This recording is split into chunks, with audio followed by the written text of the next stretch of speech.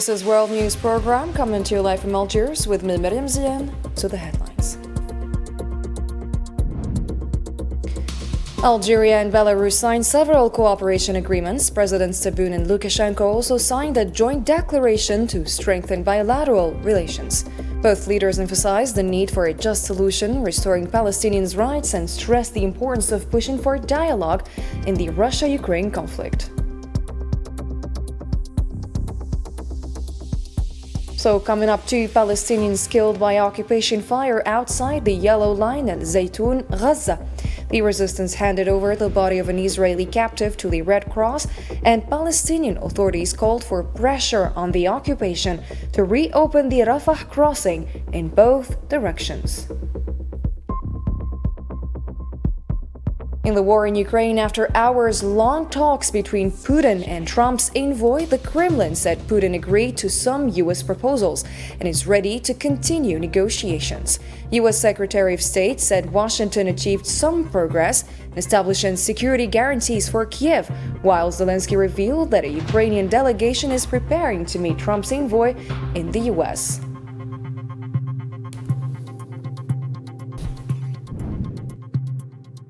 And first in our news, Algerian President Mr. Abdelmajid Tebboune received Belarusian President Alexander Lukashenko on Wednesday at the Al Mouradia Palace in Algiers, as Lukashenko begins an official visit to Algeria.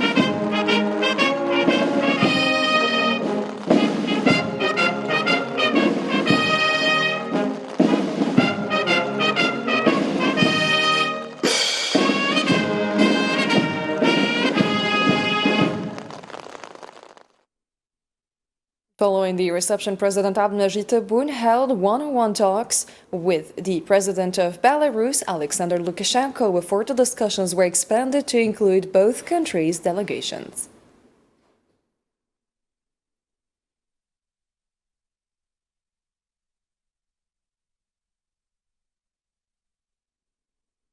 President Tebboune and his Belarusian counterpart, Alexander Lukashenko, also supervised on Wednesday the signing ceremony of several agreements and memoranda of understanding between the two countries. The cooperation agreement signed at the Algerian presidency covers several areas, including industrial cooperation, agriculture, rural development, fisheries, the knowledge economy, startups, and small enterprises, in addition to agreements in the fields of justice, higher education, scientific research, and technological development.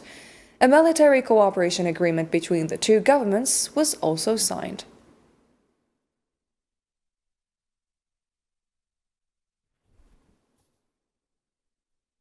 President Abdulmajid Tebboune and his Belarusian counterpart Alexander Lukashenko also signed a joint declaration to strengthen the partnership and friendship between the two countries.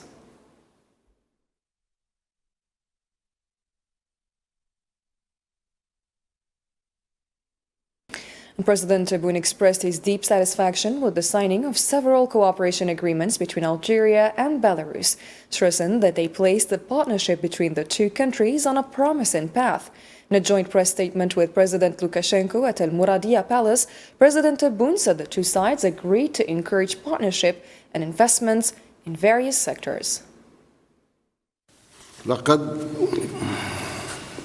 سررت اليوم بإجراء مباحثات مع فخامتكم، ومعا قيمنا نتائج الخطوات التي قطعناها في مسار التعاون، وتطرقنا إلى الخطوط العريضة لخارطة طريق تشمل التعاون المتعدد القطاعات في آفاق 2026-2027. وبهذا الصدد اتفقنا على تشجيع الشراكة والاستثمار في قطاعات الفلاحة والصحة الحيوانية والصناعات الميكانيكية والصيدلانية والطاقة والبحث العلمي.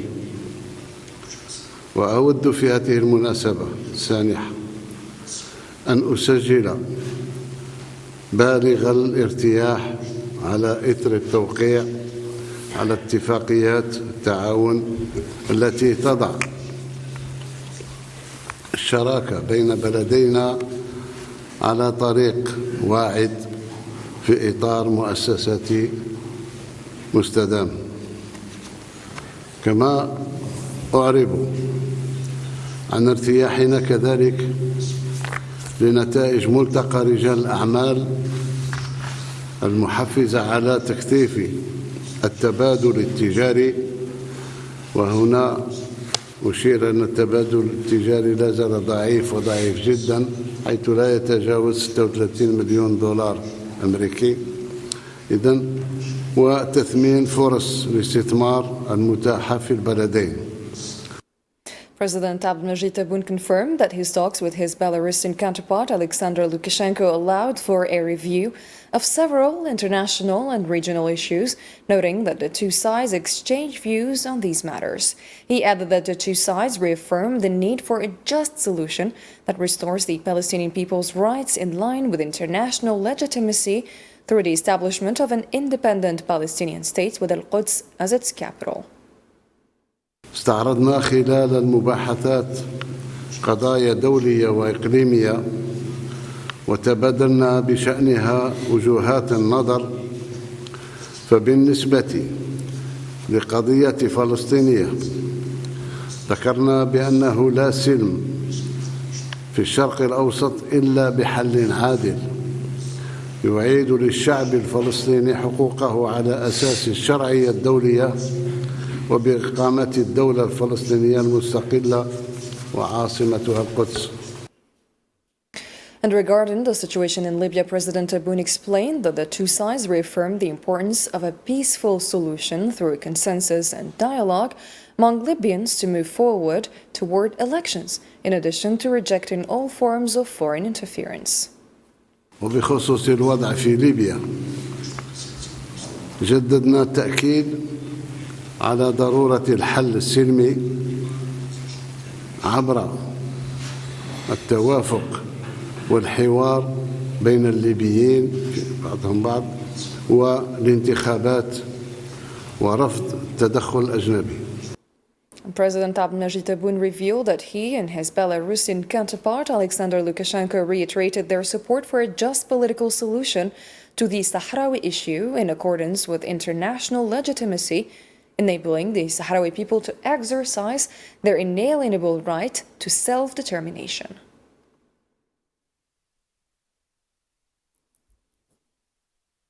وبشأن الصحراء الغربية جددنا كذلك تأكيد على الحل السياسي العادل وفق الشرعية الدولية بما يمكن الشعب الصحراوي من ممارسة حقه غير القابل للتصرف في تقرير مصيره، وعلى دعم المبعوث الشخصي للأمين العام للأمم المتحدة. President Tebboune noted that his meeting with his Belarusian counterpart provided an opportunity to exchange views on developments in the Russia-Ukraine conflict and its regional and international repercussions, explaining that their shared vision emphasizes the need to push toward dialogue and negotiations as the means to avoid escalation and reach a peaceful solution. اللقاء أتاح لنا أيضا تبادل الآراء حول مستجدات النزاع الروسي الأوكراني وانعكاساته الإقليمية والدولية، وكانت رؤيتنا مع فخامة الرئيس ألكسندر لوكاشينكو هي ضرورة الدفع نحو الحوار والمفاوضات كسبيل لتجنب التصعيد والتواصل إلى حل سلمي على أساس تعاون دولي وميثاق الأمم المتحدة. And Belarusian President Alexander Lukashenko affirmed that his visit to Algeria represents a historic moment in bilateral relations. Lukashenko affirmed in a joint statement with Algerian President Abdelmadjid Tebboune that his country is working towards building a strong relationship with Algeria, emphasizing the convergence of views between Algeria and Belarus on many issues.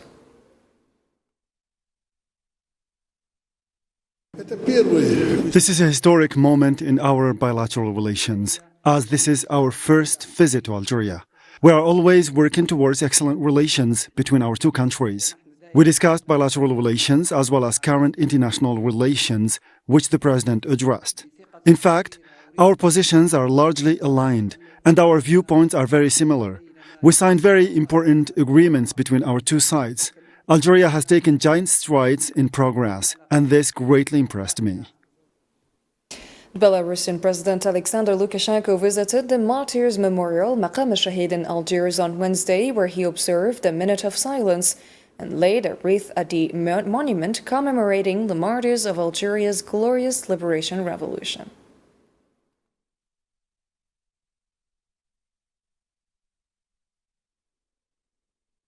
And after that, Belarusian President Alexander Lukashenko visited the National Mujahid Museum, where he received detailed explanations about Algeria's history of struggle.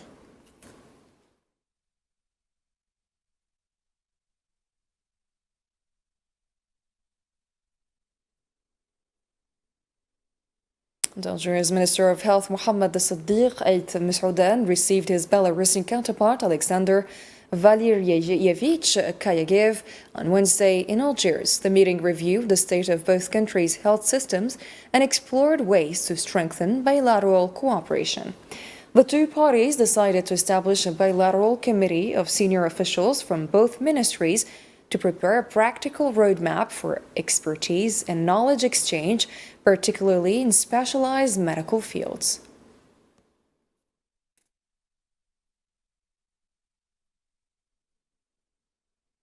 And Belarusian President Alexander Lukashenko's visit to Algeria marks a key milestone in the growing political and economic momentum between Algiers and Minsk in recent years. The visit reflects the strong determination of both leaders to inject new energy into bilateral ties and expand opportunities for partnership and cooperation. More details with Marwa Bilayar. Algeria and Belarus are advancing their relationship with strong political and economic momentum, moving steadily toward broader horizons. This dynamic reflects the vibrant activity in multiple sectors across both countries. The two presidents have overseen the signing of key agreements covering military and political cooperation, industry, higher education, scientific research, technological development, and innovation. They also signed a roadmap for enhancing trade, economic, scientific, and technical cooperation between Algeria and Minsk for 2026 to 2027. Building on shared interests, the Joint High-Level Committee and the Algerian-Belarusian Business Forum play pivotal roles in continuously expanding bilateral cooperation. Algeria offers an attractive investment climate characterized by safety, openness, and reforms under President Abdelmajid Tebboune, providing strong foundations for growth. Relations between Algeria and Belarus extend beyond politics and economics, anchored in common diplomatic stances. Both nations agree that a just solution to the Middle East crisis must restore the Palestinian people's rights, including the establishment of an independent Palestinian state based on international law. They also share a unified view on the Western Sahara conflict, insisting that the resolution must respect the UN Charter and guarantee the Sahrawi people's inalienable right to self-determination. Similarly, Algeria and Belarus have reached consensus on ending the Libyan crisis through peaceful dialogue and consensus among Libyan factions. Moreover, both countries believe that dialogue and diplomacy are the key to ending the war in Ukraine.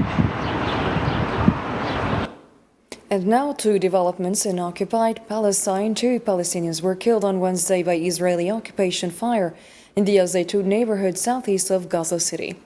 A source at the Ahli Baptist Hospital said the occupation forces opened fire on civilians outside the Yellow Line in Al Zaytoun, killing the 2 Palestinians.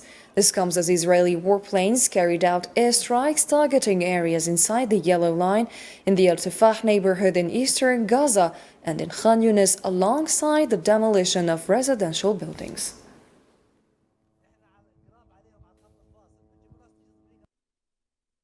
The Palestinian resistance on Wednesday evening handed over the body of a captive to the Zionist entity through the International Committee of the Red Cross in the Gaza Strip.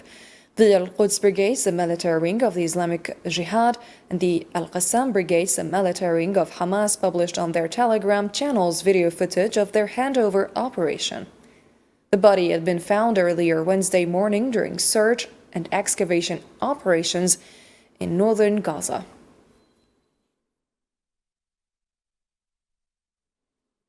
The Islamic resistance movement Hamas called on Wednesday on the mediators and the countries guaranteeing the ceasefire agreement to take serious action to stop the escalating violations by the occupation in the Gaza Strip.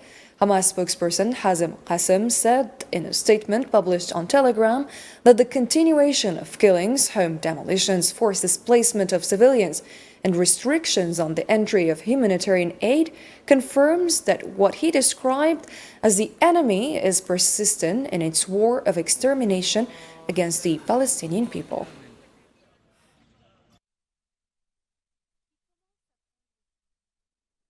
And UN Secretary General Antonio Guterres stressed the importance of implementing Security Council resolution on Gaza and ensuring the ceasefire holds.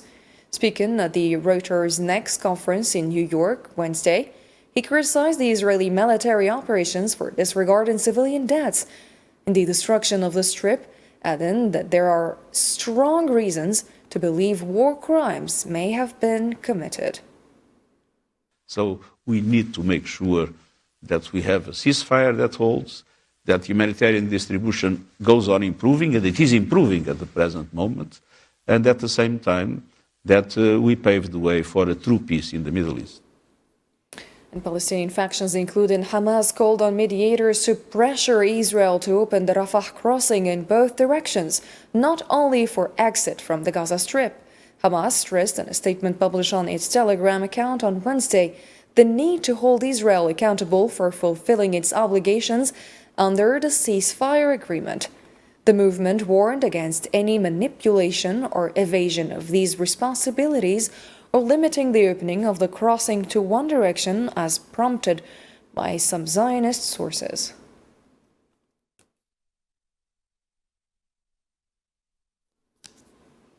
The UN General Assembly voted last night in favor of a draft resolution calling for an end to the Israeli occupation of Palestinian territories since 1967. Submitted by Djibouti, Jordan, Mauritania, Qatar, Senegal, and Palestine, the resolution was supported by 151 countries, while 11 voted against it and 11 abstained. Supporters reaffirmed that the UN has a continuing responsibility to resolve the Palestinian issue in full accordance with international law and relevant resolutions.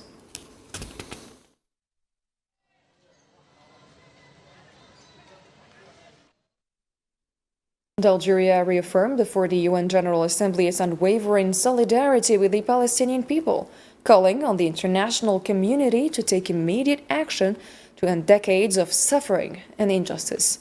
Toufiq Al-Eid Qudri, Algeria's deputy permanent representative to the UN, said in his address before the General Assembly on Tuesday that the Israeli occupation continues to target civilians, despite more than 50 days having passed since the ceasefire agreement came into effect, noting the ongoing destruction, annexation plans, and ethnic cleansing carried out by the Israeli entity in occupied Palestine. Despite more than 50 days having passed since this agreement entered into force, the Israeli occupation persists in targeting civilians, as more than 350 martyrs have been killed since the beginning of the agreement, bringing the total number of martyrs to more than 70,000, the majority of them women, children, and the elderly, in a blatant violation of the rules of international law and international humanitarian law, and of the most basic values of humanity. And in the same context, Algeria's deputy permanent representative to the UN affirmed that Algeria has presented a comprehensive vision for international action regarding the Palestinian cause based on 3 parallel tracks. Let's take a listen. فإن الجزائر تدعو المجتمع الدولي. Algeria calls on the international community to act immediately along 3 parallel tracks. First, the humanitarian and relief track, which includes the immediate establishment of a ceasefire, the complete withdrawal of Israeli forces from Gaza, securing the sustainable and unobstructed flow of aid, ensuring full protection for humanitarian teams, enabling UNRWA to carry out its mandate, with an international commitment to rebuilding what was destroyed by the Israeli aggression.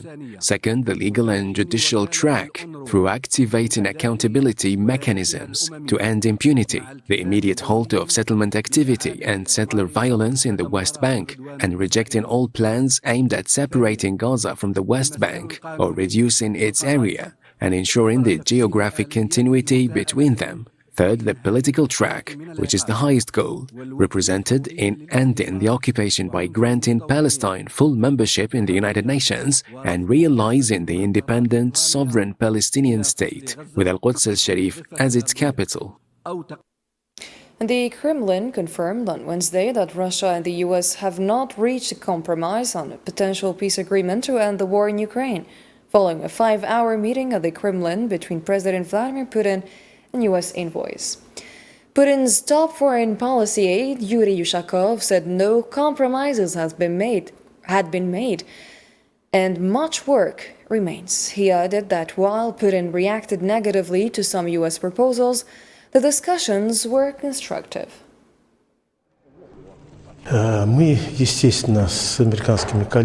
Naturally, we discussed with U.S. colleagues the content of those drafts, those documents which the Americans submitted to Moscow some time ago. We went through these documents. We did not discuss any specific formulas, any specific American proposals. We discussed the essence of what was there in those American documents. We could agree with certain things, and the President Vladimir Putin confirmed this to his interlocutors. We criticized some things, and the President did not hide our critical, even negative attitude to a number of proposals. Yuri Yushakov added that there is an agreement with the Americans not to disclose the substance of the negotiations due to their confidential nature. Let's have a listen. We agreed with our U.S. colleagues that we would not disclose the substance of the negotiations that took place. This is quite logical, as the negotiations were absolutely confidential and closed to the public. As I know, our U.S. colleagues went to the U.S. Embassy, where they will report to Washington, and they will go to Washington and report in person to President Trump on what they discussed with President Putin in the Kremlin.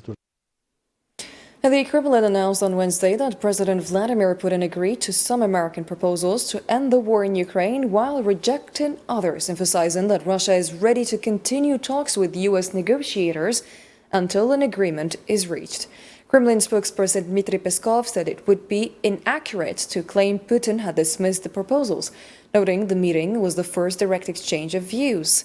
Meanwhile, U.S. Secretary of State Marco Rubio said in an interview on Tuesday that some progress had been made, with Washington working to determine terms Ukrainians could accept that provide future security guarantees, hoping any settlement will allow Ukraine to rebuild its economy and thrive as a nation.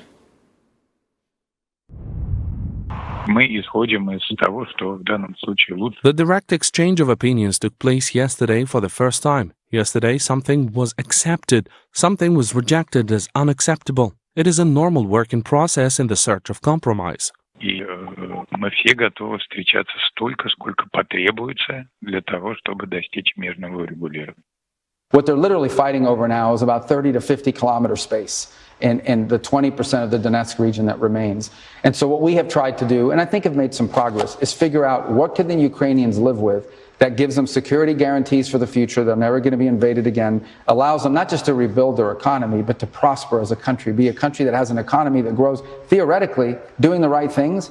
In 10 years, Ukraine's GDP could be larger than Russia's. And Ukrainian President Volodymyr Zelensky said that his chief negotiator Rustem Umerov will then prepare to meet in the United States with President Trump's envoy, who met Russian President Vladimir Putin in Moscow on Tuesday. Zelensky added on social media that Umerov and Ukraine's chief of the General Staff, Andrei Natov, will meet EU security officials in Brussels before launching preparations for talks with Trump's envoy in the US.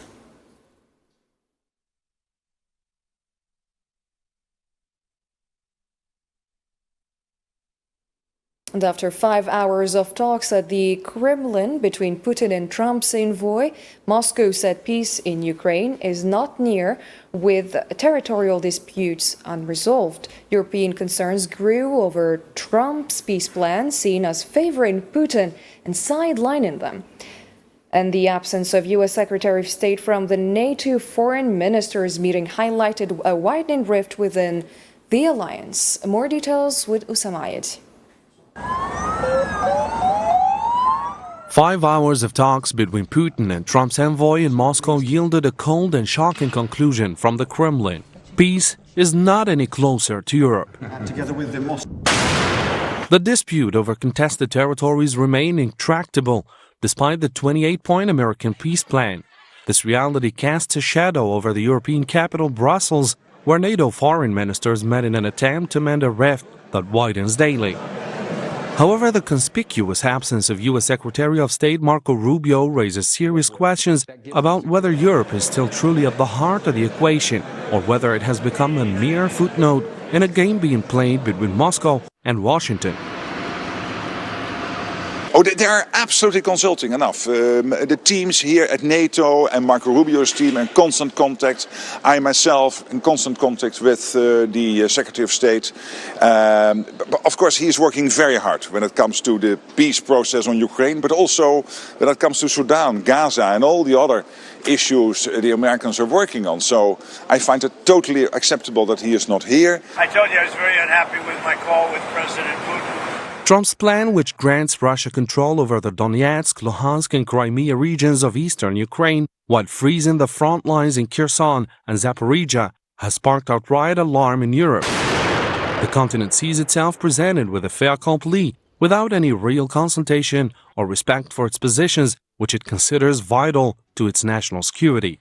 For his part, the Russian president has not only ignored Europe, but has also launched a direct attack accusing the continent of trying to obstruct President Trump's efforts to achieve peace, threatening that Russia is fully prepared to wage war against Europe if it so desires. We are not planning to fight Europe.